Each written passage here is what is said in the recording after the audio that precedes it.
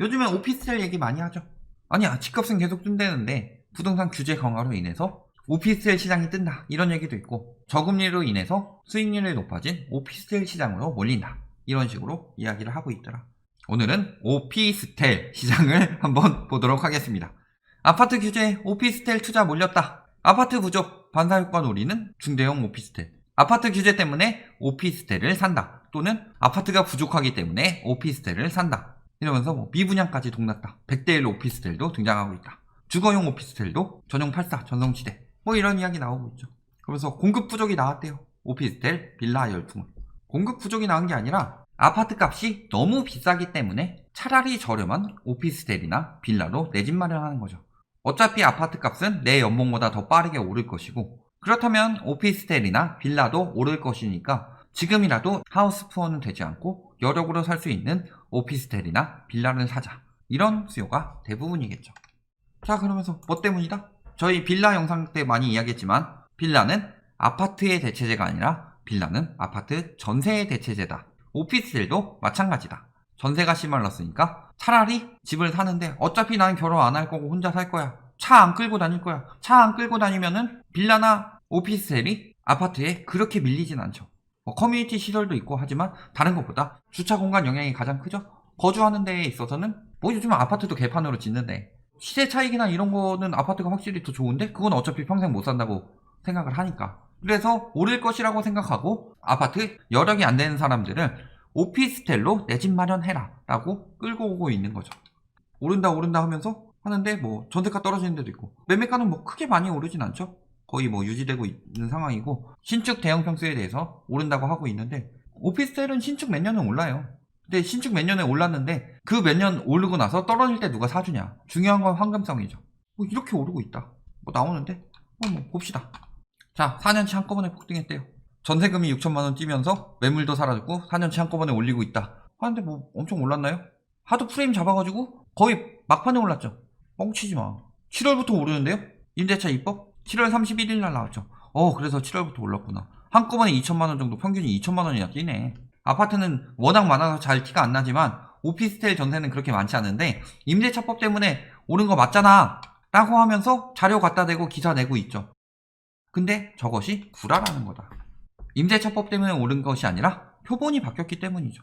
42만 초과 이렇게 했는데 규모도 표본을 일단 1500개에서 2000으로 넘기고, 구 표본에 대해서는 2014년 이전 오피스텔이고 지금은 뭐예요? 이전 표본에다가 신축 오피스텔을 더했다. 100세대 이상 대단지를. 자, 그렇다면 신축이 추가가 됐어요. 신축은 전세가 아무래도 더 비싸죠. 그러니까 이렇게 튄 거죠. 표본이 바뀌었으니까. 이렇게 튀지 않고 이렇게 튀어야죠. 그러면 임대차 3법 때문에 전세가가 계속 오르는데, 그러니까 표본 바뀐 걸 가지고 언론에서 구라를 치고 있다. 거래가 이렇게 많이 왔다 갔다 한다는 건 매월 거래가 됐다는 건데 지난 3월이 직전 최고 거래 금액이라고 하면서, 그러니까 언론 신뢰도가 바닥이라는 거죠. 자, 매매 가격 동향 어때요? 전국 떨어졌고 수도권 떨어졌고 지방 떨어졌고 서울 떨어졌어요. 서울 너무 비싸니까 경기로 빠졌는데 경기 아파트도 안 되니까 오피스텔로 들어가서 매매 수요 늘었다, 저런 기사들에 속아서. 매매 가격 지수 원래 어때요? 지방 쭉 떨어지죠. 서울 같은 경우 뭐 이렇게 하는데 지금 솔직히 뭐 오르는 거 보면은 뭐예요?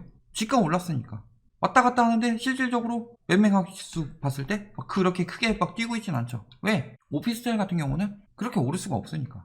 그 다음에 뭐 전국적으로 떨어지고 있는 추세고, 수도권 서울 아파트 가격 떨어지면 어떻게 되겠어요? 오피스텔은 감가상각이 심하다. 아파트는 재건축이라는 좋은 제도가 있잖아요. 오피스텔은 거기 오피스텔에 사는 사람들 모아가지고 조합 만들어서 재건축할 수 있나요? 사실 아파트 가격이 오르는 가장 큰 이유는 다른 데에 비해서 재건축 제도 때문이죠. 감가상각돼서 원래 구축되면 계속 떨어져야 되는데 재건축이란 제도가 있고 그 재건축을 30년으로 당겨줬기 때문에 오르는 거죠. 근데 뭐 아파트값 오르니까 오피스텔도 오른다? 샀다가 점점 더 감가상각 되어가고 늙어가는 내 오피스텔을 보면서 후회하게 되는 거죠.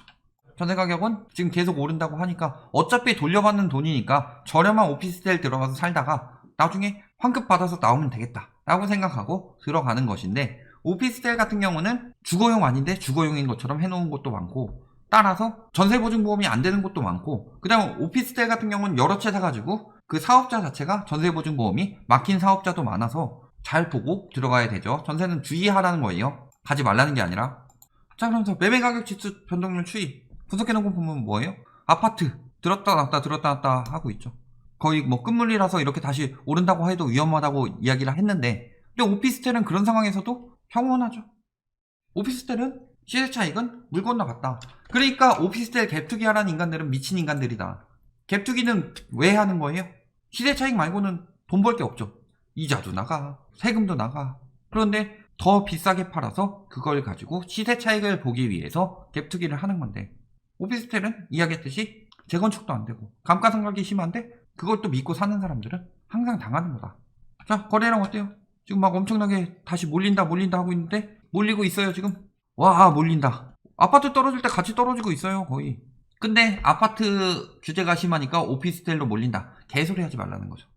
매매 거래량 계약일 기준으로 전국 떨어지고 있죠. 뭐 아직 신고 다 끝난 건 아니지만 11월은 거의 끝났다고 보죠.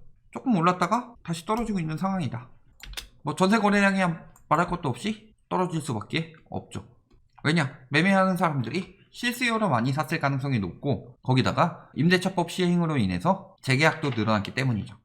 자, 거래 현황 보면 어때요? 오르는 것도 있고, 근데 이거 막 되게 오랜만에 하나씩 거래되는 거고, 이런 경우는 어때요? 거래량 늘어나니까 떨어지죠 바로.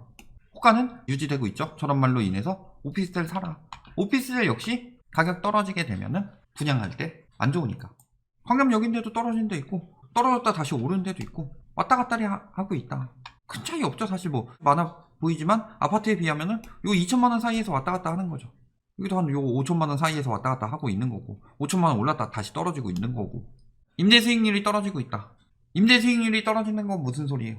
투기할 메리트가 떨어지고 있다는 거죠. 전세는 했더니 시세 차익 별로 안 남고, 그렇다면 수익률이라도 높아야 되는데 수익률도 떨어지고 있다. 입주 물량은 늘어나고 있고. 그리고 오피스텔 입주 물량 늘어나는 걸 가지고 공급으로 잡아라. 아파트도. 오피스텔은 빨리 지면 6개월이면 짓잖아요. 아파트는 그거 짓는다고 재건축 재개발 그 프레임 잡는데 따로 짓고 있죠. 그래서 그러니까 뭐 오피스텔 공급으로 잡혔으니까 아파트 공급으로 잡아라, 이거는 헛소리라는 거는 누가 들어도 다 알 테고, 일단 임대 수익률이 떨어지고 있죠. 근데 보면은 오피스텔 가격이 이야기했지만 경기도 말고는 대부분 떨어지고 있었다. 그런데 임대 수익률도 떨어진다는 건 월세도 떨어지고 있다는 거죠. 여기에 이 정도 수익을 기대하고 들어갔는데 공실이 나면 어떻게 해요? 수익률에 대해서 공실 포함 안 돼 있죠. 이거 공실까지 고려한다 라고 하면은 공실을 안 하자니 굉장히 낮은 가격에 받을 수밖에 없고, 수익률이 안 나올 수밖에 없고, 공실을 두자니 미치겠고, 계속 이자도 빠져나가고. 그렇죠. 오피스텔 같은 경우는 또 대출 많이 받아서 사잖아요. 자, 그런데 오피스텔 갭투기 하라고 하고 있어요. 근데 아까 이야기했지만 매매가 떨어지고 있죠. 전세가는 오르고 있죠. 깡통 전세가 나타나고 있다. 전세값이 1억 3천인데 매매가가 1억 2천 나오고 있어요. 근데 안 팔려요. 왜 갭투기 하라고 그러겠어요? 안 팔리니까. 매수 문의가 쭉 끊겼으니까. 이거 마이너스 갭투기인데 왜 안 사요? 왜 오피스텔 지금 팔려고 안달이 나 있을까요? 내년에 주택수에 포함되기 때문이죠.